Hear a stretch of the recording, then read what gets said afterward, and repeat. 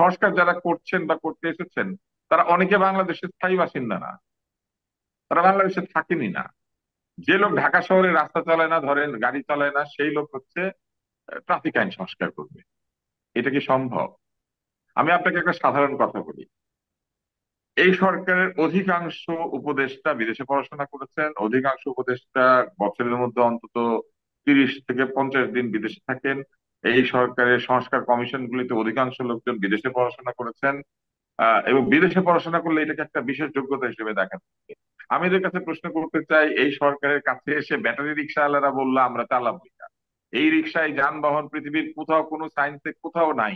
এটা একটা অনিরাপদ যানবাহন, পৃথিবীর কোনো দেশে এইরকম যানবাহন নাই। এই সরকার সেটা মেনে নিল। এত বিদেশে পড়ালেখা করে কেন ওই ব্যাটারি রিক্সা তুলতে পারলো না? জনগণের চাপের কাছে জনগণ মেনে না নিলে আপনি তো ব্যাটারি রিক্সা তুলতে পারেন।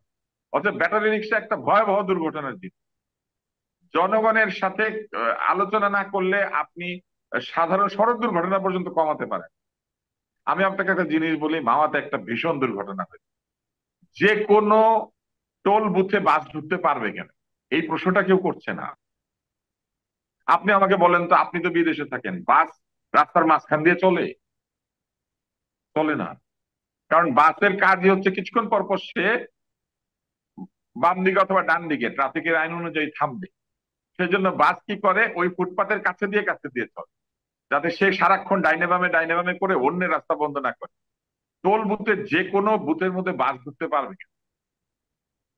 বাসের বুথ ট্রাকের বুথ আলাদা হবে, পুরোপুরি বাস ঢুকবে একটা আলাদা টোল বুথে। একটা বাস ঢুকলো এবং একটা গাড়ি এবং একটা মোটর সাইকেল আর ওই দাঁড়িয়ে থাকা লোকজনকে চাপা দিয়ে চলে গেল। সে কি ব্রেক ফেল করেছিল না কি করেছিল সেটা বোঝা গেল না। কিন্তু এটা কিন্তু খুব সাধারণ একটা আইন করলে থামিয়ে দেওয়া যায়, যে বাস ঢুকবে এই রাস্তা। আপনি ওই রকেট সায়েন্সে পড়াশোনা করে এসে ব্যাটারি রিক্সার দেশে সেটা চালিয়ে দিলে উনি আলী রিয়াজ হন বা আহ, নায়ক রিয়াজ হন, কিছু আসা যায় না। আগের সরকারের প্রধানমন্ত্রী নায়ক রিয়াজকে এক পাশে আর ফেরদৌসকে আরেক পাশে নিয়ে ঘুরতো, কিচ্ছু হয় নাই। এফডিসি থেকে লোক এনেও যেমন সংস্কার হয় না, ওই রকম আমেরিকা থেকে লোক এনেও সংস্কার হবে না।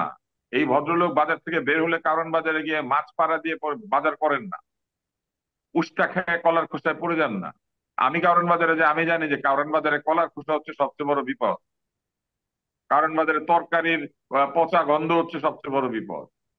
এই ভদ্রলোক জানেন না যে সংবিধান সংস্কার করতে গেলে সাধারণ মানুষ আসলে সংবিধানের কোন জায়গাটা সংস্কার চায়। সাধারণ মানুষ প্রথম যেটা চায় সেটা হচ্ছে সংবিধানে যা আছে সেইটা প্রযুক্ত। গত 53 বছরে সংবিধান কাটাছেঁড়া করা হয়েছে, কিন্তু সাধারণ মানুষ নির্ভয়ে নির্দ্বিধায় প্রভাব মুক্ত নির্বাচনে অংশ নিতে পারে নাই। আগে একটা ওই নির্বাচন করে দেখান না, যে প্রভাব মুক্ত, কোন ধরনের উদ্দেশ্য মুক্ত, স্বার্থ মুক্ত, এবং জনগণকে ভয় দেখানো মুক্ত, মারামারি মুক্ত একটা নির্বাচন হয়েছে। নির্বাচন করেন একটা, নির্বাচনের জন্য তো কোনো সংস্কার দরকার নাই। আচ্ছা, এই প্রশ্নটা হয়তো মানে এখনকার জন্য সংবিধান সংস্কার কমিশনের কাজের আপনি আমাকে বেলায় বলেন, প্রযোজ্য হবে। এই জুলাই তারপরেও বিপ্লবের আমি যত ডাক্তার দফা আব্দুল ছিল, মুত্তু স্যার। জুলাই বিপ্লবের যত দফা ছিল, সেই দফার কোন দফায় ছিল যে সংবিধান সংস্কার করা হবে? একদম, একদম।